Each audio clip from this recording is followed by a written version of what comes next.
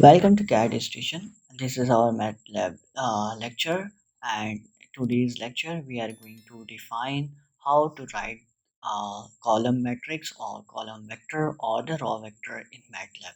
So first of all, we are going to write a raw vector, or you can see a raw matrix in MATLAB. So first, let me define. I have a vector that is equals or that's name is let's say I'm defining as raw vector and equals to raw vector is going to be that's the name of any vector that shows its name. For the vector you have to first place a square bracket, then type the numbers. Let's say I have the question in which I have vector.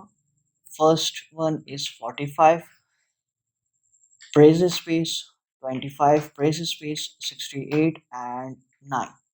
These four elements are from a raw matrix, and at the end you have to place the close bracket and enter. That's a raw vector. Now, if you have to write a column vector, then it's very simple. Let's take the same elements, but it's column vector equals to same bracket for the column vector. Whenever you are going to solve any matrix in MATLAB, you have to use these square brackets. So this shows it's a matrix. Now, the first element is 45.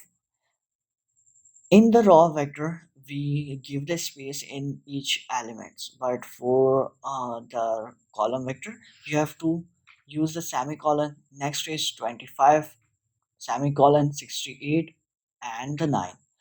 Bracket close. This is the first method, enter, that shows column vector. Now you can use spacebar here, here, and here. It's totally up to you. It shows the same result. So this is two methods of defining raw column vector, and the raw vector. It's simple. You have to just use a square bracket, then the first element, comma, the second element, comma, the third element, and so on. This is how you can define any raw or column vector.